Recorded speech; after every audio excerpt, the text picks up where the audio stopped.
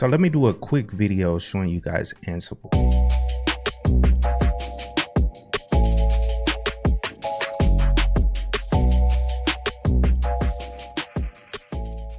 What's up guys, it's Josh back with another video, and today I want to dive into the world of Ansible and explore how to build powerful playbooks for managing and updating your Ubuntu based server. And the reason I wanted to do this because I've been playing around with Ansible for a while now, and I developed a couple playbooks, and I wanted to go through one of the ones that is used to update my systems that I have on my home lab. And if you guys didn't know, Ansible is an open source automation tool that simplifies server configurations and management through infrastructure as code principles. Now, whether you are a systems administrator or a developer or just someone playing around in your home lab, understanding Ansible is essential for streamlining your server operation. So today I'll guide you through one of the playbooks that I created, which will help you ensure that all your applications are up to date and secure.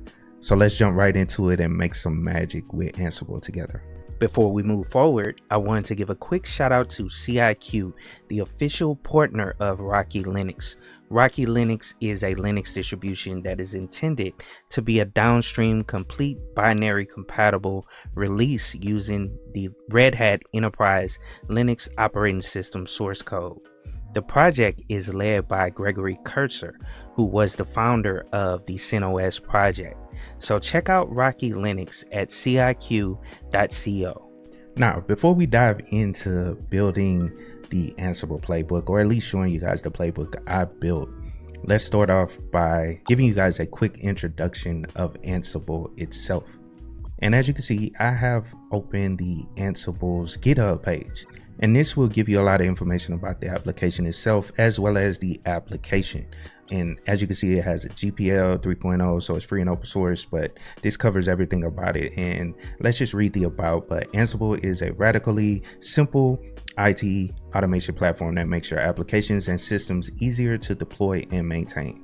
And it says automate everything from code deployment to network configuration to the cloud management in a language that approaches plain English using SSH with no agents to install on the remote systems. And that's one cool thing I like about Ansible. You don't have to go through all the systems and install some form of an agent or some way for those systems to listen. Basically, the Ansible, the controller node, will just connect to those servers, do what you need, and then disconnect from them. So it's super cool, and it uses SSH for it. And one of the things that has helped me through developing playbooks and playing around with Ansible was their documentation website. So let me go to there as well just to show you guys. But this is a great place to get a whole bunch of information, you know, when you want to learn about Ansible. Their community documentation site is awesome. It's A1. And they even have examples on how to build playbooks as well as inventory files and all that good stuff. And I'll show you guys what I mean once we start going through mine that I developed in order to manage all the systems on my network. And one other resource I want to point out, and I can't forget this one, but there's a YouTuber out there named Jeff Geerling. He's like the Ansible god online. He does videos pretty much all throughout his channel dealing with Ansible. He's been, you know, doing these videos for a very long time, and I can't forget to shout him out. I can't talk about Ansible without shouting him out. And just to go to his YouTube page right fast, just to show you guys, Jeff Geerling, like I said, he's been an Ansible guru for a very long time, but I have this book. I currently have this book, The Ansible for DevOps, and I've been using it over the course of a year. I didn't even know this guy had a YouTube channel, but once I found out, I quickly subscribed to his channel because I had the book, and his book was like clear and concise on explaining how to use Ansible, and it's geared towards people that are working in DevOps, but it's an awesome book if you're trying to learn as well. So definitely check out his channel. I want you guys to subscribe. If you subscribe to me, you need to subscribe to him if you're interested in learning Ansible. And then as you can see right here, he's giving away copies of his book for free, and this is the link. It's on his page, it's on his main page or whatever. Let's see, let's go back to his community page, but I think it's like 2 posts down. But yeah, he gave away his book for free. I think he did a short on it. That's how I found out about it. But I'll also have the link to this down in the description of the video, but he has a link under this post right here, but I'll put that link as well down there. But you can get his full book for free, absolutely for free.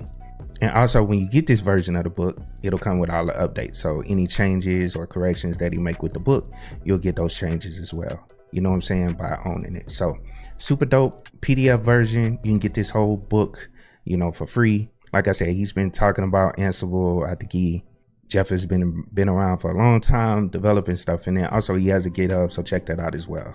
But one other thing I wanted to point out as far as Ansible goes is the coding language. Ansible uses a simple human readable language called YAML for defining playbooks, making it easy to understand and maintain. It also follows a declarative approach where you define the desired state of your infrastructure, and Ansible takes care of bringing it to that state. This makes it ideal for both beginners and experienced users who want a clean and efficient way to manage their servers.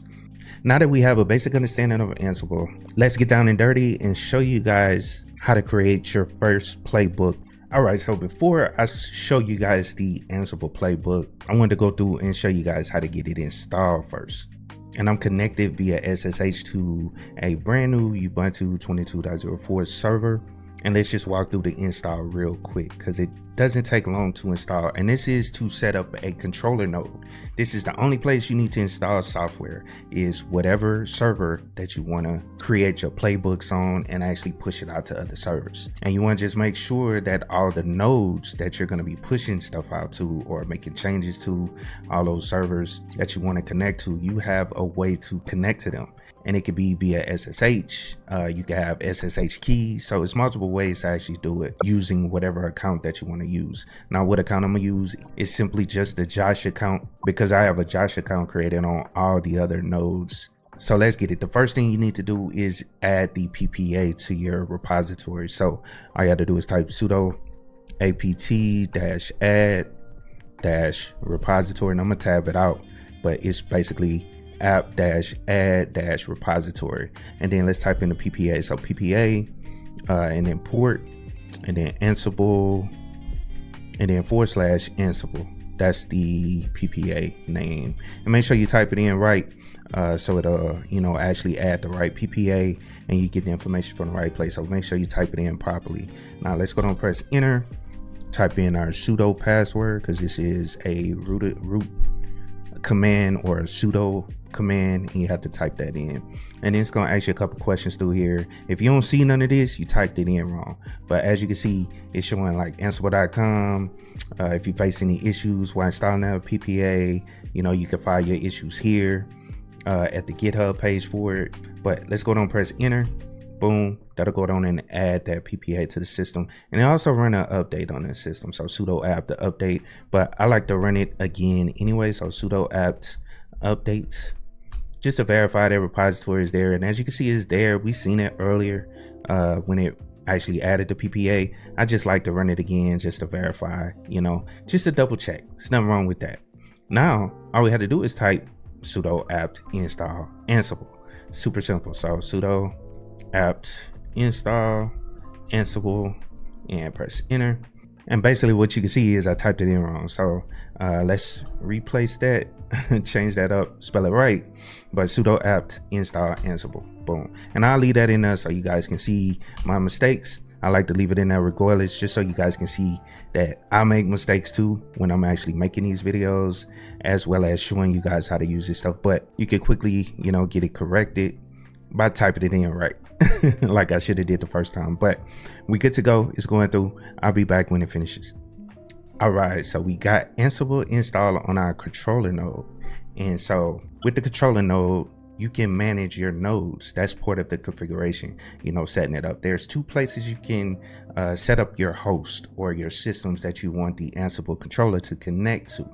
And so I wanted to walk you guys through that right fast, but there's a default location. I'm gonna just run sudo nano and I'm gonna show you that default location. I'm gonna actually open it up as well. But when you install Ansible, it'll create a directory called Ansible.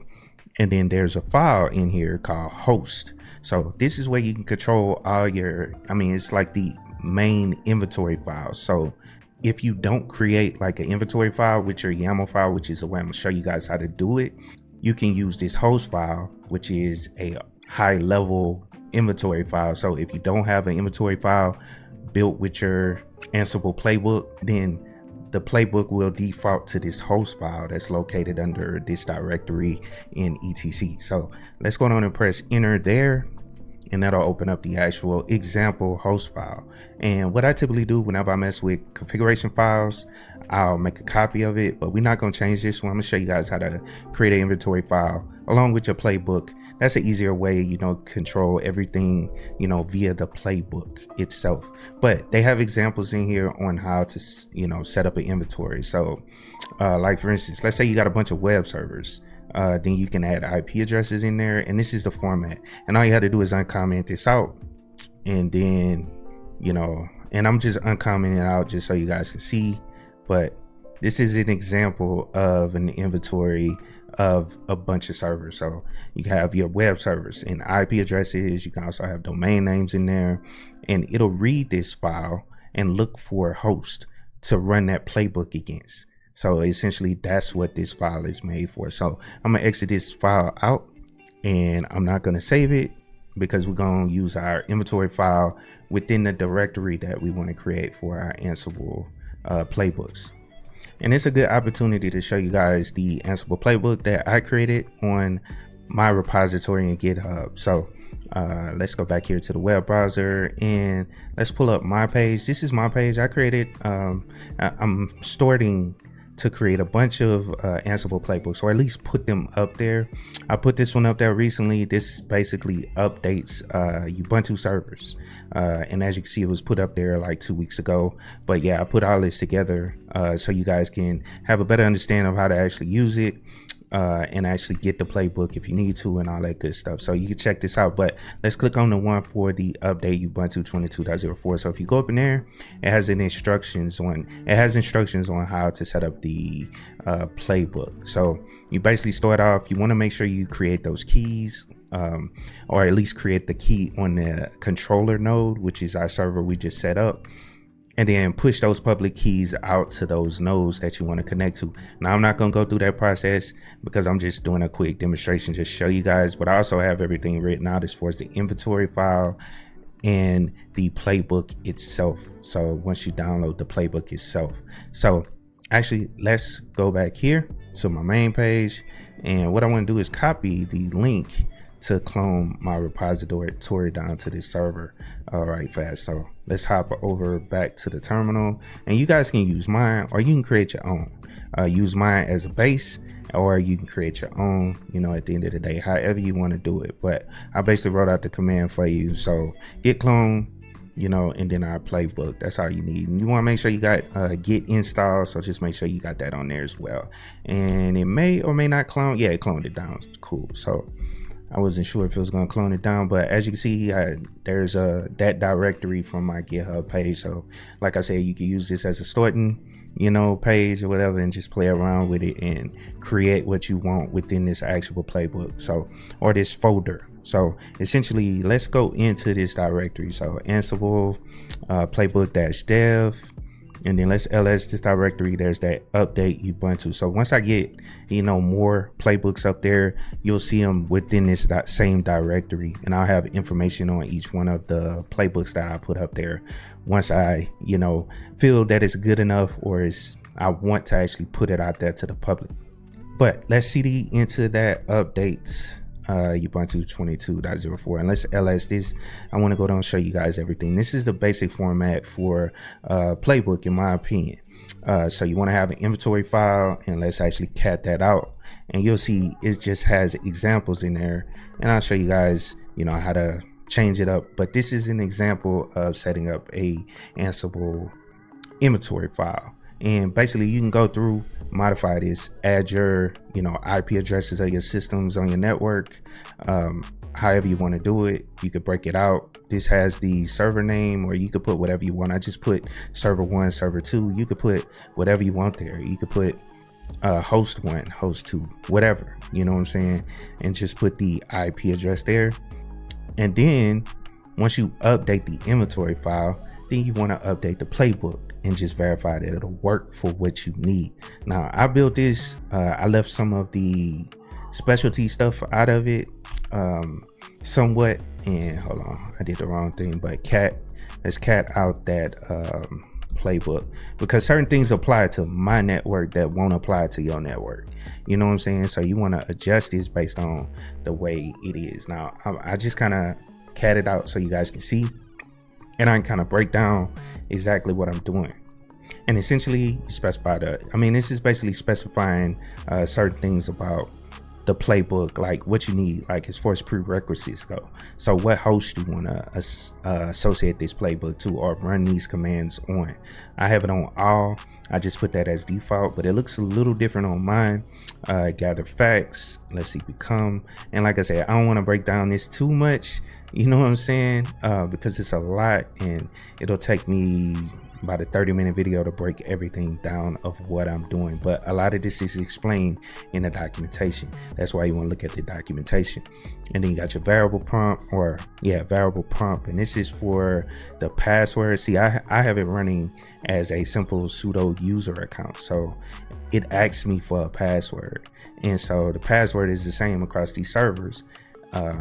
As far as sudo, we're running sudo commands, which sudo apt update is a sudo command, sudo apt upgrade is a sudo command, so you have to have a password for that. So set those variables. I type in my password when I run this package, and then it'll go through, and I'm gonna just break down each thing of what it's doing. So it's updating the package list, so sudo apt updates, and then it runs the upgrade command, and they have a breakdown on how to type these out in the documentation. And that's basically what I did, was I went through documentation, put it all together where I needed it to go, and laid the whole playbook out on exactly what I wanted to do, and then tested it out, and it actually worked. So I just felt that I should put it up there. But this is the upgrade. It's going to upgrade the packages right here. This is going to check if any of the servers need to be rebooted.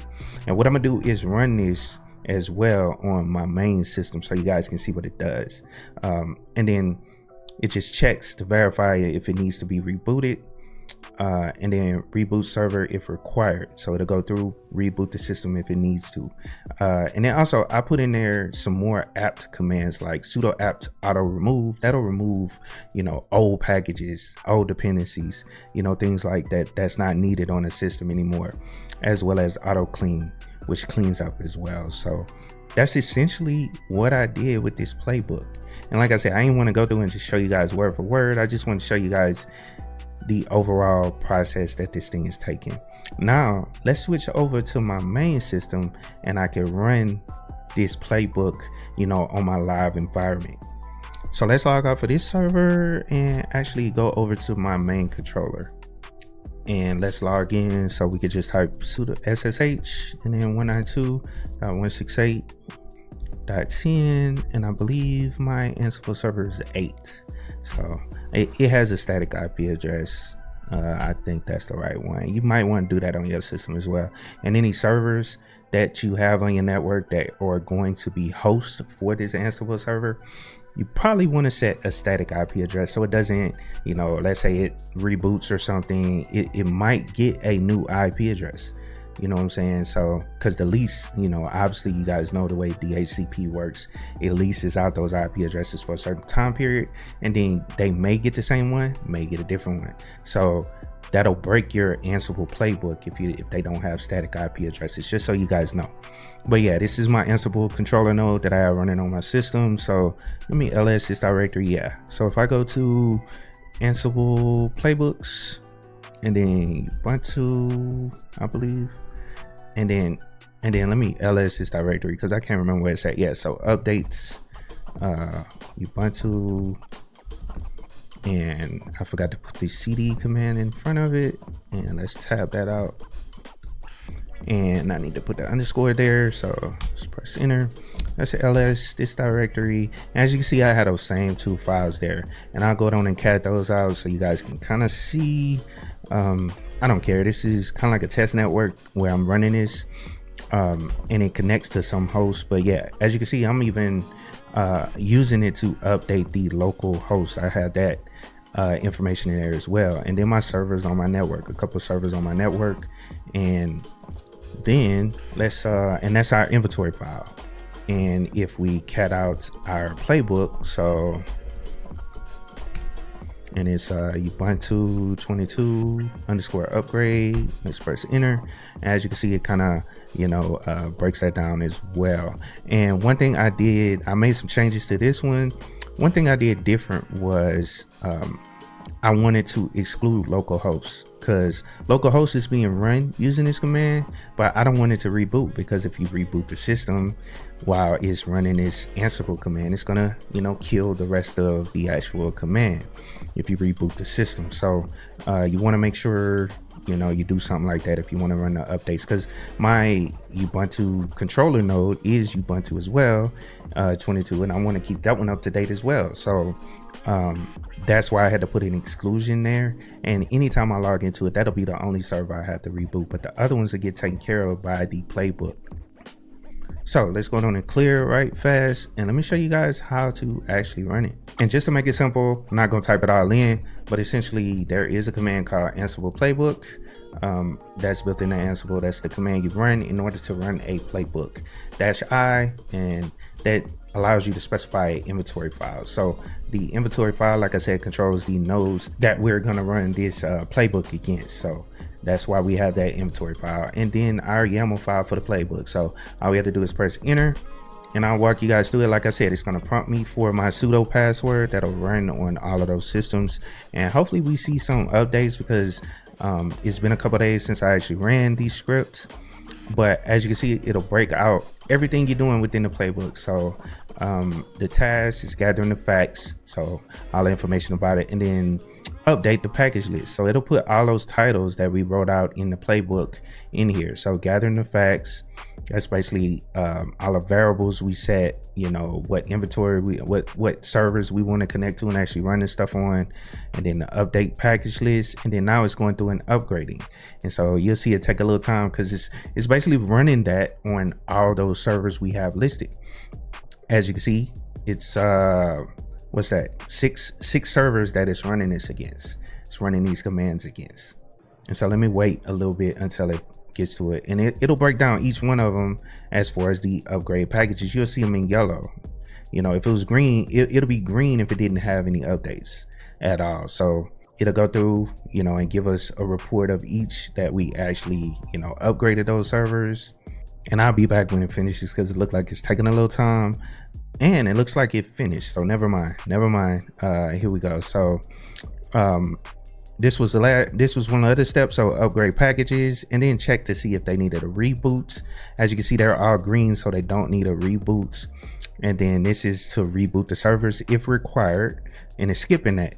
It understands to skip that if none of them need to be rebooted. So good to go. And then it also removed dependencies, so that's all green. It didn't have to remove anything off the system, so we're good to go, or clean up. And then bam, it gives you a breakdown or a recap of everything it did against each one of those servers. So server 1, it did 2 changes, so it had updates. So like I said, green is good, that brown or yellow lets it know that it made a change on the system.